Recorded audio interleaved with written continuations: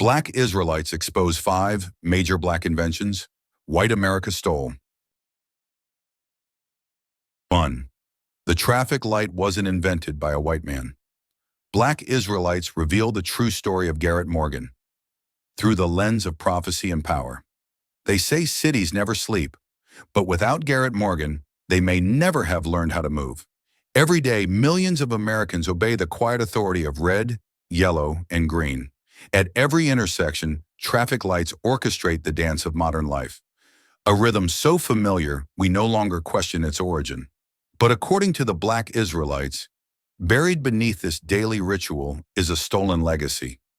The legacy of a black man whose mind gave shape to one of the most essential inventions of the modern age, only to be erased from the pages of history by a society terrified of acknowledging his brilliance.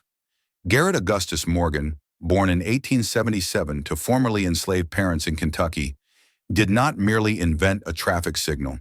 He engineered order in a world of chaos. And to the Black Israelites, that act of creation was more than mechanical. It was prophetic. It was spiritual.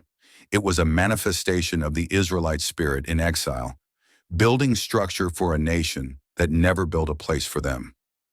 Morgan's life was never one of ease. He was born into a country that saw his skin as a curse, his presence as a problem, and his mind as something to fear, or worse, ignore. But he didn't shrink. He created. Without formal education beyond the 6th grade, he rose as a tailor, then an entrepreneur, and finally an inventor. In 1923, he secured a patent for a revolutionary 3-way traffic signal, a system that introduced a vital third step between stop and go: the yellow warning light. It may seem obvious now, but at the time, no such buffer existed. Roads were increasingly congested, and the binary stop-go systems then in use were causing deadly accidents. Morgan's design introduced a pause, a breath, a moment of caution, and with it, saved countless lives. Yet the nation he saved did not thank him. It forgot him, or rather, it intentionally buried him. According to the Black Israelites, what happened next is the exact blueprint of a spiritual curse, a repeating pattern that stretches from ancient Egypt to modern America. They point to Deuteronomy 28:33. The fruit of thy land and all thy labors shall a nation which thou knowest not eat up, and thou shalt be only oppressed and crushed alway. Garrett Morgan's invention, the fruit of his intellectual labor, was soon purchased by General Electric, absorbed into the machinery of white-controlled industry, and stripped of his name. Textbooks would go on to credit others. Corporations profited from his design. History museums told sanitized versions of the story, where Morgan was either minimized or omitted altogether. In classrooms across America, children learned about Thomas Edison and Henry Ford, but few, if any, heard about Garrett Morgan. His erasure wasn't just accidental, it was strategic. It was the same pattern, the Israelites argue, that saw Pharaoh's architects enslave Hebrew builders and take credit for their genius. In the eyes of the Black Israelites, America is Egypt rebranded, an empire that steals the innovation of its Israelites, then buries their names under marble monuments in whitewashed history. Garrett Morgan, they say, wasn't just a black inventor. He was a prophetic symbol. His life embodied what it means to be chosen, yet cursed, gifted, yet denied, called to create order, yet forced to live in a nation built on disorder. He did not seek fame, but he deserved it. He did not demand recognition, but history owed him that and more. To this day, his inventions go beyond traffic lights. He also pioneered a safety hood, an early version of the gas mask, that was used to rescue men trapped during a tunnel explosion in Cleveland. But even then, Morgan had to disguise his race to sell the device. He hired white actors to demonstrate it because buyers would not trust a black man's invention. How many lives did he save? How many innovations did he birth? And how many times did America respond to his genius with silence? Black Israelites see this not as isolated injustice, but as divine evidence. They teach that the true Israelites were always the originators, the builders of kingdoms, the innovators of civilization, the vessels of divine wisdom. But in every age, their labor was stolen. Their names were erased, their voices were silenced. From Egypt to Rome to America, the same pattern unfolds. The children of Israel construct the world, and then are cast down to dwell in its shadows. But prophecy, they declare, will not be silenced. The very act of Garrett Morgan's erasure is the proof of who he was, of who they are. For no people are so consistently stripped of credit, dignity, and history, and yet still rise to rebuild the world around them. Garrett Morgan gave the world order, Black Israelites proclaim, and the world paid him back with erasure. But that erasure, they argue, is part of the curse foretold in Deuteronomy, and it is also the beginning of the revelation. Because as more people awaken to these buried truths, the deception begins to crack. They say the time of the Gentiles is ending, and the voices of the true Israelites are rising. Not with violence, but with truth, with memory, with revelation. Garrett Morgan's story is no longer hidden. It is being resurrected as a testament to what was stolen and what is now being restored. To the world, he was a footnote. To the Israelites, he is a patriarch of prophecy, a man who, despite every obstacle, created a system of divine order that governs modern life. Every time a red light stops a car, every time a yellow light warns us to pause, every time a green light invites us to move forward, his spirit is present, his legacy lives. And in that silent moment between stop and go, between chaos and order, between blindness and awakening, the world is reminded that it still runs on the ingenuity of a forgotten Israelite. Garrett Morgan wasn't just a man, he was a sign. And that sign, say the Black Israelites, points not just to the past, but to a future where the builders will finally be recognized and no longer rejected by the house they helped to build. 2. You'd still be using a manual saw. How a black man revolutionized modern tools, then was erased. If you've ever ridden a train, worked in a factory, or even turned on a power tool, you owe a silent debt to Elijah McCoy, a black man whose name shaped industry, yet whose story remains buried under the weight of America's selective memory. Born in 1844 to parents who had fled the terror of American slavery through the Underground Railroad, McCoy was not just the child of fugitives, he was the child of prophecy, according to the Black Israelites.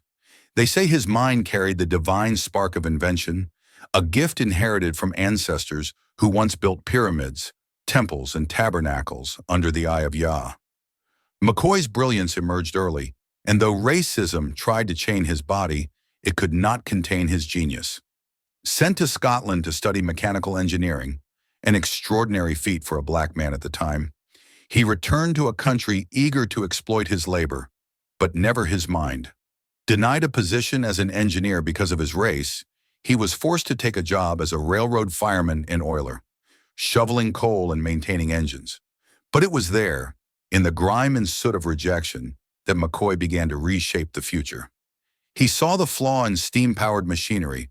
Engines had to be shut down frequently for manual oiling, wasting time, money, and energy. McCoy designed a lubricating cup that allowed machines to oil themselves while running, a marvel of mechanical foresight that revolutionized transportation and manufacturing across America. The device was so superior, so consistent in its quality, that engineers refused to accept substitutes.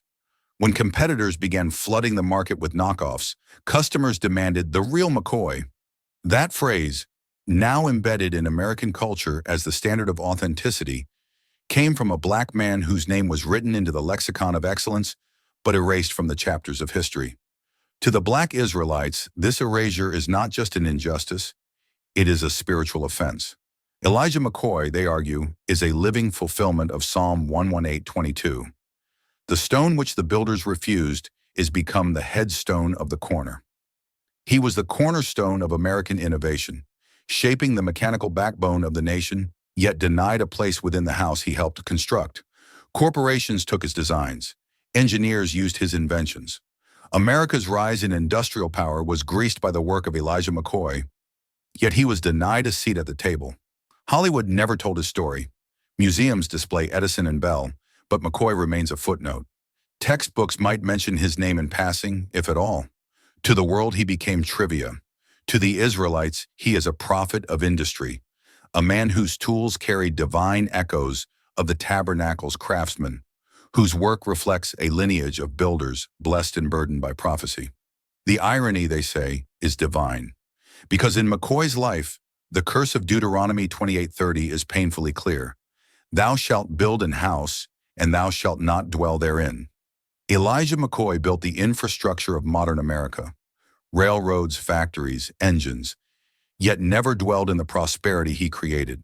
He died largely forgotten, his legacy consumed by the very system that fed off his brilliance. More than 50 patents, devices that powered an empire, enriched corporations, but left their creator on the margins. Black Israelites teach that this is the signature of Israel's exile, gifted by God but robbed by man. Builders of kingdoms, yet never crowned by them. Their innovations hidden, their prophets silenced, their fingerprints wiped clean from the blueprints of history. To the Israelites, McCoy's struggle mirrors the suffering of the ancient Hebrews, whose work built Pharaoh's monuments, yet whose names were never etched into the stones. Like Bezalel, the craftsman chosen to build the Ark of the Covenant, McCoy bore the gift of precision and divine knowledge. But unlike Bezalel, McCoy was not celebrated by his people, because his people had been scattered, enslaved, and conditioned to forget. America, they say, is the new Egypt. And in this Egypt, McCoy was a Hebrew among taskmasters, brilliant, unwelcomed, and used. But even in this darkness, the truth cannot be forever buried. The Israelites believe that time is coming full circle, and as knowledge increases, so too will the restoration of names long buried. There is tragedy in McCoy's story, yes, but also redemption. Because with every utterance of the phrase, the real McCoy, his spirit breathes through the machinery of a forgetful nation. His name, though detached from its origin, still endures. And now, as voices rise to reclaim the stories of the forgotten, the Black Israelites say McCoy's legacy will no longer be hidden. His hands shaped the modern world. His mind solved problems others hadn't seen. His inventions made possible the very motion of a country, and yet he remained outside its gates. But as the scriptures promise, the last shall be first, and the rejected stone will be the cornerstone. McCoy's story is not just a chapter in the book of Black history. It is a verse in the sacred psalm of Israel's exile and awakening. And so, the next time a train glides across steel tracks, or a factory hums without interruption, or a machine operates with smooth precision, the Israelites say, remember Elijah McCoy. Remember that without him, America would still be grinding metal by hand, wasting time and life and labor. Remember that behind every invention is not just a mind, but a soul. And some souls, like McCoy's, carried the burden of prophecy without ever hearing their name spoken in honor. But that silence is breaking. The truth is surfacing, and the world is finally beginning to see that the real McCoy was more than a saying. He was a sign that the Israelites were always here, always building, always rejected, but never forgotten by the Most High. 3. They made fortune off our blood. Black Israelites expose how white scientists stole from Dr. Charles Drew. When you hear the term blood bank, you probably think of life-saving transfusions, battlefield medicine, or emergency rooms filled with hope and urgency. But how often do you hear the name Dr. Charles Drew, the black man who made it all possible? According to the Black Israelites, this silence is not a coincidence. It is a calculated theft, because behind the sterile walls of modern hospitals and the glory of wartime medical innovation lies a story drenched in spiritual betrayal. Dr. Charles Drew was not just a physician, he was a revolutionary, a man whose mind changed the future of medicine and whose heart believed in dignity for all. Born in 1904, Drew excelled against all odds, earning degrees from Amherst McGill University and Columbia University, where his dissertation on banked blood would reshape the entire field of transfusion medicine. His groundbreaking work in preserving and separating blood plasma led to the creation of large-scale blood banks, a system that saved lives on the front lines of World War II and beyond. But while Drew gave America the ability to preserve blood, America refused to preserve his name. At the height of his contributions, Drew was appointed to lead the Blood for Britain project, organizing the first large-scale blood bank to aid wounded soldiers during the war.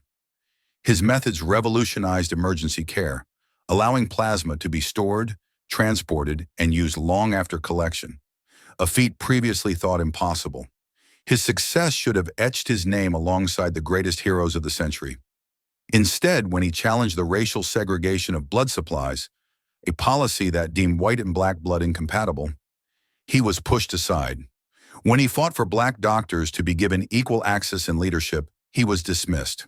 White institutions took his research, implemented his strategies, and then erased him from the narrative. Hospitals flourished, governments boasted of their progress, but the man whose mind saved millions was denied the dignity of recognition. According to the Black Israelites, this was more than medical racism, it was prophetic theft.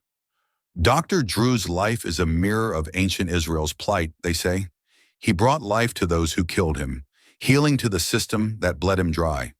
In Drew, they see a modern Joseph, a son of Israel sold into the hands of foreigners, rising to power through wisdom, but unrecognized by his own. They point to Deuteronomy 28:33. The fruit of thy land and all thy labors shall a nation which thou knowest not eat up. Drew's labor, his intellectual fruit, was devoured by a white-run medical empire that refused to seat him at the table.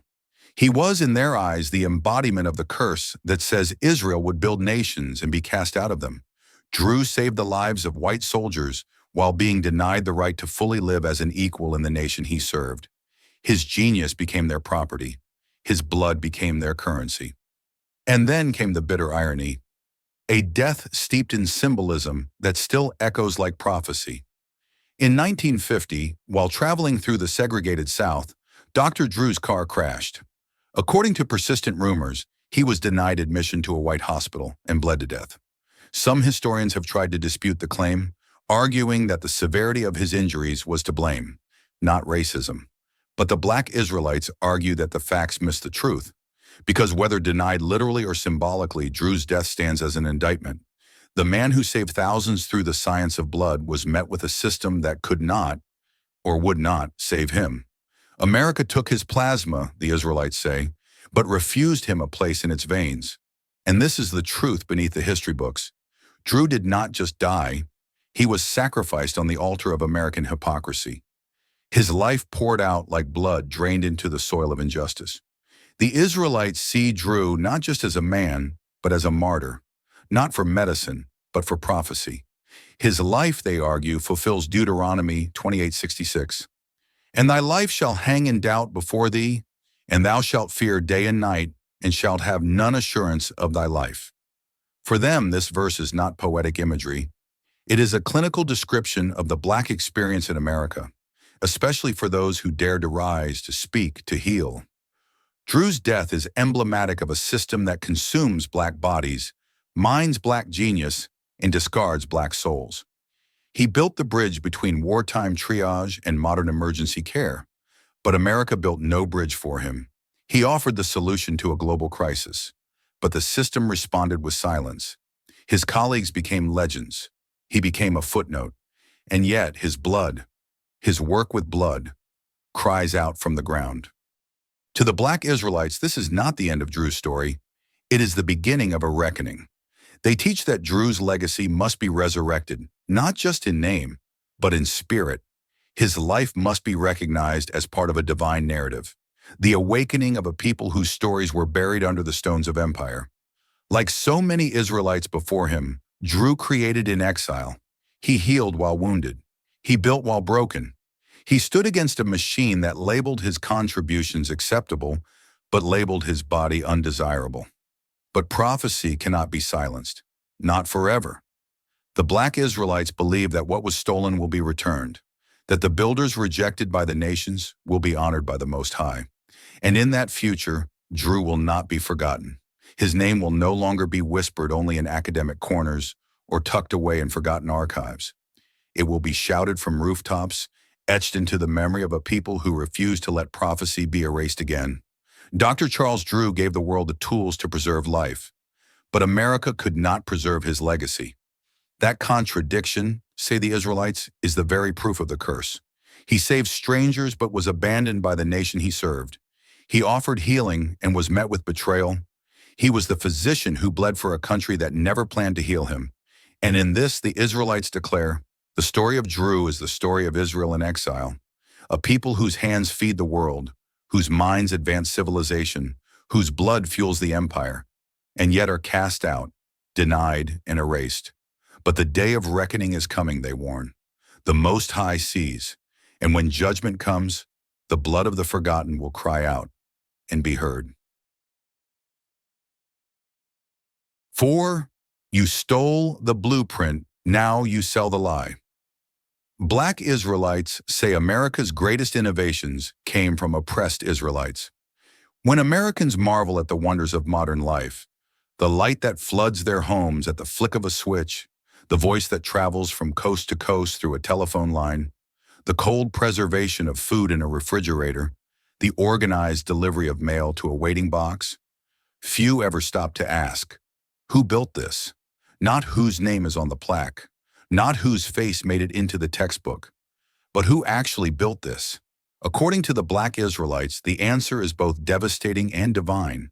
The true inventors were their people, the children of Israel in exile, whose minds were mined and whose names were buried. They say the story of American innovation is not a triumph of white genius, but a monument built atop the stolen blueprints of black brilliance. And no figure better exposes this buried truth than Lewis Latimer, a name most Americans have never heard, despite living in the glow of his invention every single day. Latimer, the son of formerly enslaved parents, was not just a draftsman. He was the mind who turned Thomas Edison's concept of electric light into a practical, enduring technology. Edison may have lit the match, but it was Latimer who built the lamp, crafting the carbon filament that allowed light bulbs to last, to shine, to become fixtures in every American home. Without him, the light bulb was a brief flicker. With him, it became a revolution. Yet Latimer's name is a ghost in the halls of American history, whispered if mentioned at all. Edison is celebrated as the father of electricity, his name branded onto schools and monuments. But Latimer, his legacy, say the Black Israelites, was not only erased, it was whitewashed, consumed by a nation that could not stomach the truth that its greatest technologies were born from the hands of the oppressed. The same erasure shadows his work with Alexander Graham Bell. While Bell is heralded as the inventor of the telephone, it was Latimer who drafted the patent, refined the mechanics, and shepherded the dream into reality. He made it work. Yet once again, the spotlight passed over him, his contribution treated like a footnote in a narrative sculpted by white supremacy. And this, the Black Israelites argue, is no accident. It is the system functioning exactly as designed. Because this is not just about racism, it is about prophecy. It is about a divine pattern repeated through millennia.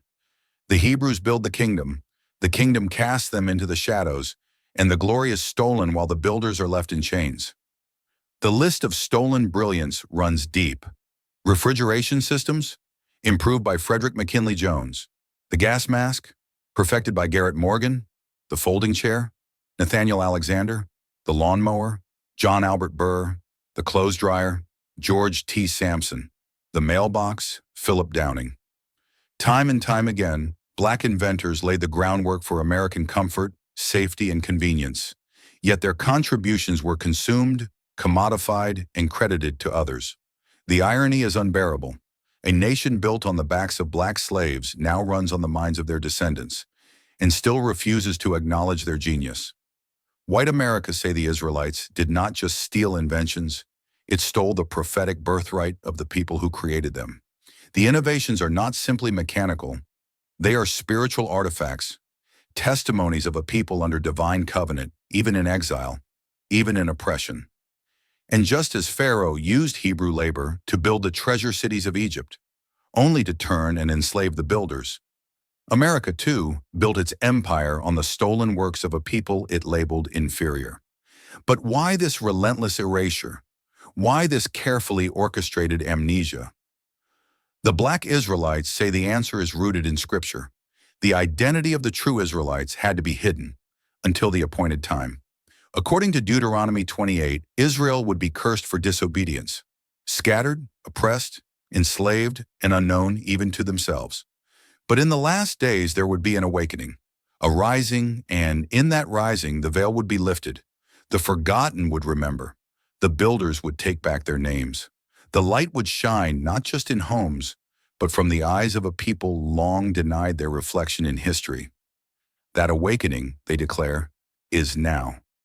As names like Latimer, Morgan, Burr, and Drew re-enter the public consciousness, the Israelites say it is no coincidence.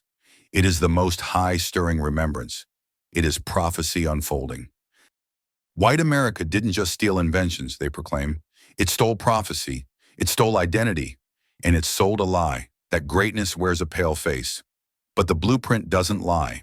The foundation of American technology, wealth, and innovation bears the fingerprints of Black men and women, the hidden Israelites. Their hands shaped the very future that denied their existence. And now, the lie is crumbling. The truth is breaking through like light through the filament Latimer designed. The Black Israelites say this moment is not just historical, it's spiritual. The builders are rising, and no longer will they be hidden behind the shadows of false gods and whitewashed heroes. The world will remember who really built the empire and who the empire tried to forget. 5. The restoration is coming.